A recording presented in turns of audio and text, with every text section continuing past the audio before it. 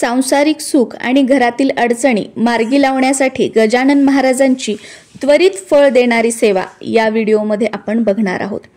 तुमच्या आयुष्यामध्ये कोणतीही समस्या असू द्या, आता तुम्ही कितीही बिकट परिस्थितीमध्ये जात असू द्या, तुम्हाला स्वतःला काही प्रॉब्लेम असेल, आरोग्याविषयी काही समस्या असतील किंवा तुमच्या घरातील इतर व्यक्तींना काही प्रॉब्लेम असेल, जर तुमच्या मुलामुलींना संतान प्राप्ती होत नसेल, बऱ्याच वेळेला मुलामुलींना त्यांच्या मनासारखा जॉब मिळत नसेल किंवा व्यसन घरामध्ये एखादी व्यक्ती करत असेल, घरात मुलामुलींचे तुमच्या लग्न जुळत नसतील, अशी कोणतीही समस्या असू द्या, तुमच्या कोणत्याही इच्छेसाठी तुम्ही ही सेवा करू शकता आणि 100% ज्याही इच्छेसाठी, ज्याही मनोकामनेसाठी तुम्ही सेवा कराल ती तुमची इच्छा मनोकामना पूर्ण होईलच होईल आणि 100% होणार आहे।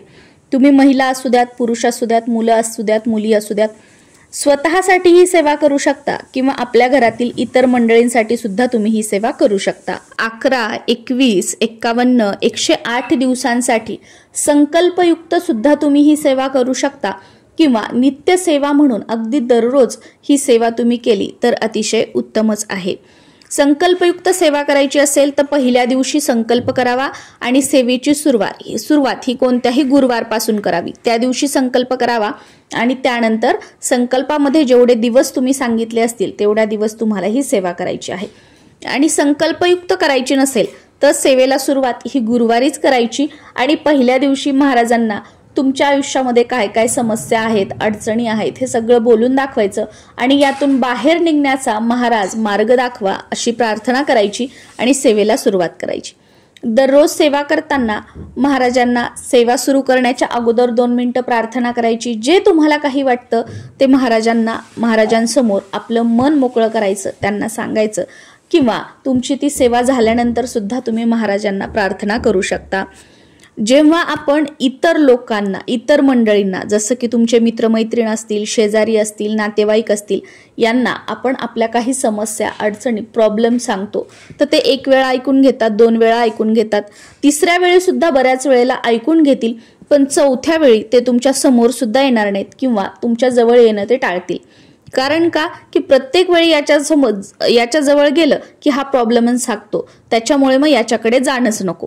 आणि बऱ्याच वेळेला तर मग असं तुमच्या ह्या सारखं सांगण्याला कंटाळून बरीच लोक रडून ऐकतात आणि हसून सांगतात, म्हणजे तुमच्या ज्या समस्या आहेत, अडचणी आहेत त्याचा जगासमोर मजाक बनवतील। त्यामुळे इतर कोणाला सांगण्यापेक्षा तुमच्या ज्याही काही समस्या, अडचणी आहेत ह्या तुम्ही जेव्हा आपल्या गुरूंना सांगता किंवा तुम्ही ज्याही देवाला मानता त्यांना तुम्ही प्रार्थना स्वरूपात या गोष्टी सांगता तर ते तुम्हाला कधीच म्हणणार नाहीत की तू सारखं हेच सांगतो, असंच बोलतो, तसंच बोलतो। या उलट तुम्ही ज्याही काही समस्या प्रार्थना रूपात त्यांच्या समोर मांडत आहात तर त्यातून बाहेर निघण्याचा मार्ग ते तुम्हाला 100% दाखवतील। त्यामुळे ज्या काही गोष्टी असतील विश्वासाने, हृदयातून, अंतःकरणापासून प्रार्थना स्वरूपात त्या महाराजांना सांगा। कारण कोणतेही देव असू द्यात, गुरु असू द्यात, जेव्हा आपण अंतःकरणापासून हाक मारतो, अंतःकरणातून हाक मारतो, त्याच हाकेला ते गुरु प्रतिसाद देतात। नाही तर बघा, बरेच जण म्हणतात मी ही सेवा केली, ती सेवा केली पण मला कशाचाच अनुभव नाही आला। आणि बरेच जण असे सुद्धा आहेत की अगदी 1 तास सेवा केली, 11 दिवस सेवा केली, 21 दिवस सेवा केली आणि मोठ्यात मोठा त्यांना अनुभव आला। फरक काय आहे? ज्यांना एवढ्या सेवा करून अनुभव आला नाही त्यांनी कधीच अंतःकरणापासून हाक महाराजांना मारली नाही किंवा जी काही सेवा केली आहे ती कोणीतरी सांगितली आहे किंवा ही सेवा केल्यानंतर हे फळ मिळतं म्हणून त्यांनी सेवा केलेली आहे। मनापासून, विश्वासाने त्यांनी कधीच सेवा केलेली नाही आणि ज्यांना अनुभव आला त्यांनी अंतःकरणापासून महाराजांना हाक मारली आहे आणि जीही काही तोडकी मोडकी सेवा केली असेल ती श्रद्धेने आणि विश्वासाने केली, त्यामुळे त्यांना अनुभव आला। आता त्रिकाळ सेवा म्हणजे काय? त्रिकाळ याच्यातच समजून जातं, सकाळ, दुपार आणि संध्याकाळ। जेव्हा आपण सेवा करतो याला त्रिकाळ सेवा म्हटलं जातं। सकाळी तुमचं स्नान वगैरे झालं त्यावेळेला तुम्ही सकाळची सेवा करू शकता।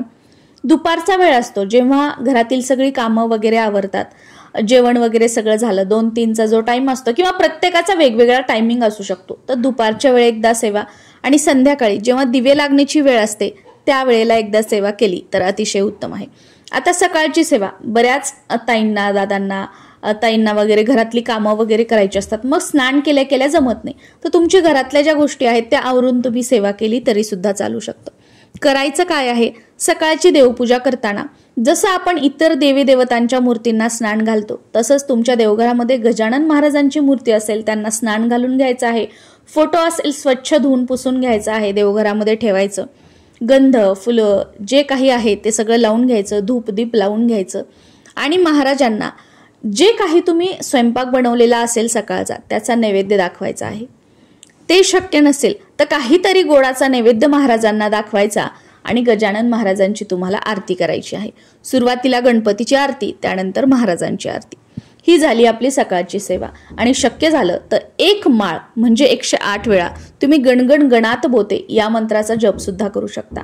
1 माळ घेणं शक्य नसेल तर अगदी 11 वेळा 21 वेळा सुद्धा हा मंत्र तुम्ही म्हणू शकता किंवा टायमिंग लावून 5 मिनिटं 10 मिनिटं सुद्धा तुम्ही हा मंत्र म्हणू शकता.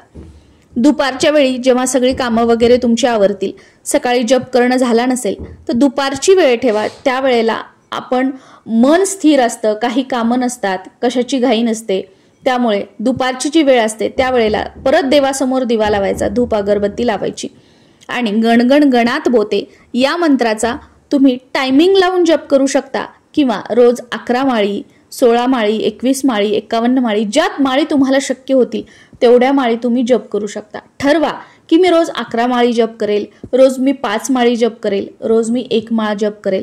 जे तुमच्याकडून शक्य आहे ते करा, पण जेवढा तुम्ही पहिल्या दिवशी संकल्प केला आहे किंवा जे तुम्ही मनाशी ठरवलं आहे त्यापेक्षा जास्त जप तुम्ही करा, पण त्याच्या खाली तुम्ही येऊ नका. एवढा मात्र नियम जो आहे तो तुम्ही पाळण्याचा प्रयत्न करा. ही झाली दुपारची सेवा. आणि संध्याकाळची दिवे लागणीला त्यावेळा परत देवासमोर दिवा, तुळशीसमोर दिवा हे लावायचं आणि महाराजांना काहीतरी गोडाचा नैवेद्य दाखवून किंवा रात्रीसाठी तुम्ही काही स्वयंपाक बनवलेला असेल त्याचा नैवेद्य दाखवून महाराजांची आरती करायची आहे. सेम सकाळसारखं, सुरुवातीला गणपतीची नंतर महाराजांची. या पद्धतीने त्रिकाळ सेवा करायला तुम्ही सुरुवात करा. तुमच्या जागेमध्ये काही दोष असतील, तुमच्या वास्तूमध्ये काही दोष असतील, घरामध्ये भांडणं होत असतील, शत्रूचा त्रास असेल, पैशाचे प्रॉब्लेम्स असतील किंवा सुरुवातीला सांगितलं अशा ज्या काही समस्या असतील त्या सगळ्या हळूहळू सुटत आहेत. घरातील नकारात्मकता दूर होत आहे आणि घरामध्ये सकारात्मक वातावरण निर्माण होत आहे. असे बरेच अनुभव तुम्हाला येऊ लागतील. घरामध्ये एकाचं झालं की एकाचा आजारपण, पैसा दवाखान्याला जाणं, तर ह्या गोष्टी सुद्धा हळूहळू कमी होताना तुम्हाला अनुभवायला मिळतील. घरामध्ये जे बऱ्याच मंडळींचे स्वभाव वेगवेगळे असतात बघा, तर प्रत्येकाच्या वागण्या बोलण्यात बदल होत आहे असे सुद्धा तुम्हाला अनुभव येतील. बऱ्याच वेळेला आपल्या घरामध्ये आलं की थांबावंसं वाटत नाही, अंग जड पडल्यासारखं वाटतं, कोणतंही काम करावंसं वाटत नाही. या गोष्टी सुद्धा कमी होताना तुम्हाला बघायला मिळतील.